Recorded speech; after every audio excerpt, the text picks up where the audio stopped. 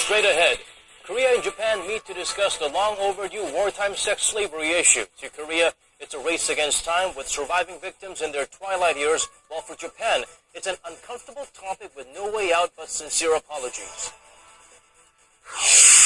With no signs of improvement in exports, Korea's Trade Ministry and 10 other government bodies meet to discuss ways to revive what was once Korea's main growth engine.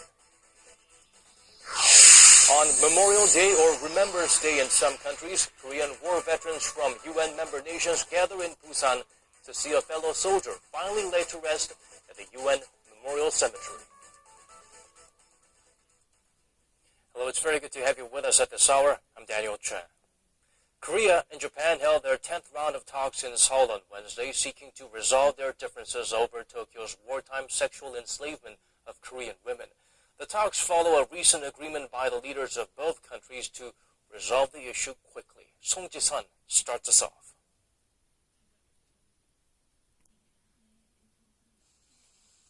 After their 10th round of working-level talks on Wednesday, South Korea and Japan said both sides continued their efforts to narrow differences towards reaching an agreement. These are the first talks since the summit earlier this month between President Park Geun-hye and Japan's Prime Minister Shinzo Abe, when the two leaders agreed to expedite negotiations for a faster resolution.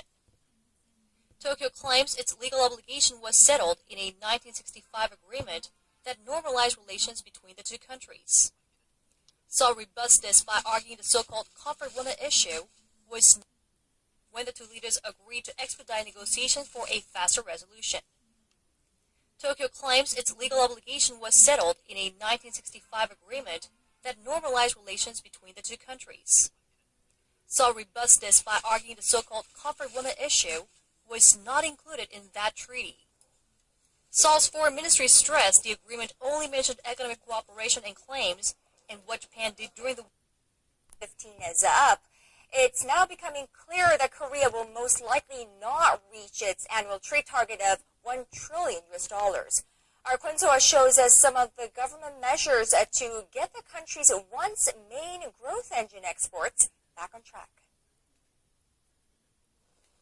Something has to be done about Korea's sluggish exports. That's been constantly reiterated by the government and economists throughout the year. Now, given the serious situation, Korea's Trade Ministry and 10 other government bodies put their heads together to discuss ways to get slowing exports back on track. In a joint meeting Wednesday, officials agreed to give administrative support to sectors with the greatest export potential. These include OLED products, new drugs, and cosmetics, all of which posted visible increases in shipments in the first 9 months of the year compared to the previous year and have not been influenced by the overall decline in exports. In particular, there are high expectations for the OLED industry as its market share accounts for almost half of that of the entire world, performing much better than China at number 2 and the Netherlands at number 3.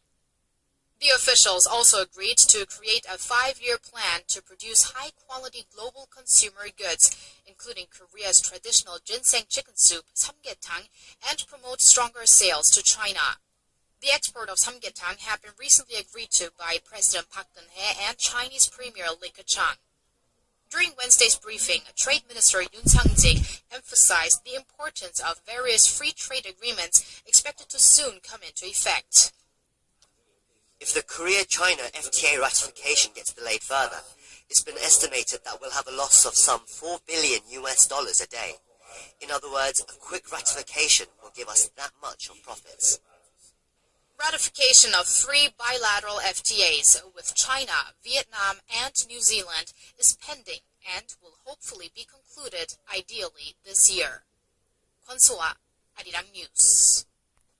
A commemorative Remembrance Day ceremony was held in the port city of Busan to honor fallen soldiers from the Korean War on Wednesday. The highlight was a burial ceremony for a British-Korean War veteran who died after the war, who was laid to rest at the UN cemetery. Connie Kim reports from Busan.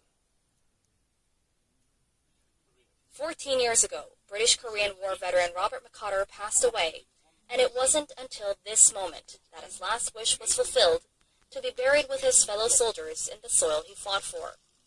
McCarter spent 2 years fighting in the Korean War and always wished to revisit South Korea while he was still alive. Unfortunately, due to ill health, that didn't happen. Even following his death, it has taken some time for him to return. War veterans who died after the end of the Korean War were not permitted to be buried at the UN Memorial Cemetery, but the policy changed this year, allowing Makar to be buried here.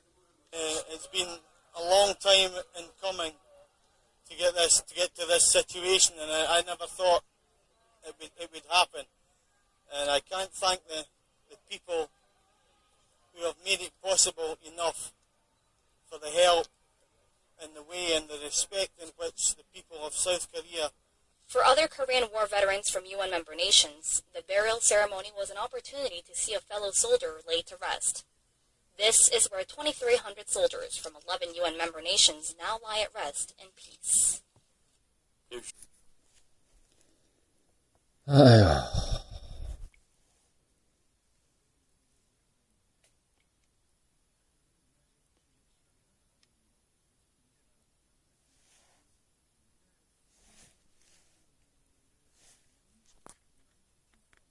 One bad. First the good. Floor leaders of the rival political parties in this country have agreed to open the full session of Parliament tomorrow. The National Assembly had been stalled last week as the main opposition refused to take part in any parliamentary activity in protest over the government's decision to reintroduce state-authored history textbooks. Now that's a good news, and the other, despite another round of talks over how to redraw the country's electoral map ahead of general elections set for April next year, the rival parties failed to find middle ground for the second straight day. Arirang News parliamentary correspondent Park Ji-won has a top story this evening. 4 representatives, each from the ruling Saenuri Party and the main opposition New Politics Alliance for Democracy, including both party leaders, attempt to reach agreement over the redrawing of constituencies. But Wednesday's talks that continued for 3 hours failed to find a solution.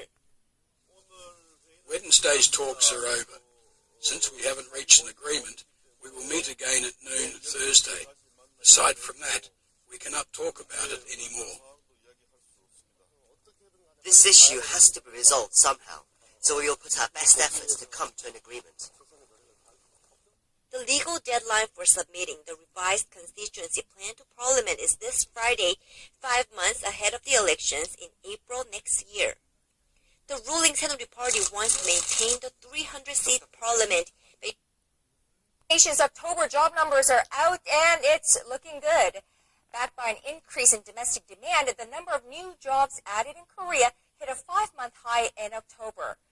But whether that number of quality jobs are on the rise is still questionable. Our Hwang Ji-hye looks into the matter.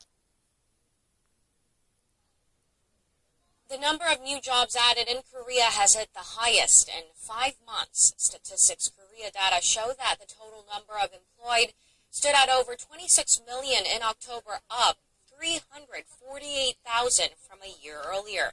While the overall jobless rate dropped to 3.1%, that for the younger generation, which has long been a source of concern to economic policymakers, was also down to 7.4%, marking the lowest level in almost 2.5 years. Jobless rate among those aged 15 to 29 dropped because of the number of employed in the age group soared. Among the 101,000 that got newly employed from a year earlier, 95,000 were in their 20s. The overall improvement in the jobs data comes on the back of the Korean economy gaining momentum recently, thanks to government measures to boost domestic demand. The economy grew 1.2% in the July to September period from the previous quarter, beating market forecasts and posting the strongest quarterly growth since 2010. But experts say more employment does not necessarily mean the quality of jobs are also on the rise. In fact, job growth in the manual labor sector, where people earn money by cleaning or delivering, which are mostly part-time jobs, stood at the highest compared to other sectors. We have to look at the overall situation When we analyze the current job market, it's because a rising number of employed is not leading to a rise in household income these days. Experts add that such positive momentum in the job market is unlikely to become a longer-term trend when Korea's exports continue to drop due to slowing global demand, especially from China. 황지혜, 아리랑 뉴스. Ice cream, soda, and cookies all have one thing in common: sugar, and lots of it. But have you ever thought about how much sugar is too much? Well, the U.S. Food and Drug Administration has released some new limits on how much sugar we should eat, and it may be less than you thought. Son Jung-in reports. The U.S. Food and Drug Administration has released a new set of guidelines that recommend a daily cap on the amount of sugar people should consume.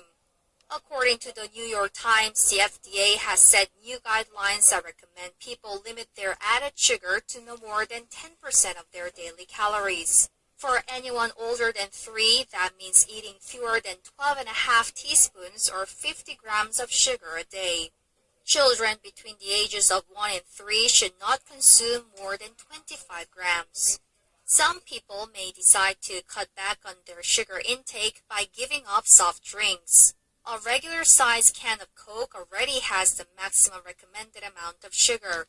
But health experts say that's not enough because sweeteners lurk in less obvious foods like low-fat yogurt, salad dressings, and even whole-grain bread.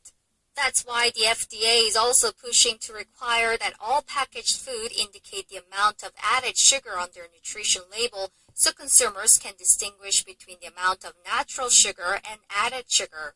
Currently, nutrition labels in the U.S. reveal only the total amount of carbohydrates in a product. This is the strongest step the FDA has taken to curtail sugar consumption so far, but other health organizations had already taken the lead. In March, the World Health Organization dropped its sugar intake recommendations from 10% of daily calories to 5%. The American Heart Association also recommends stricter sugar limits, calling for women to limit themselves to 6 teaspoons of sugar a day and about 9 teaspoons for men. 손정인, 아리랑 뉴스.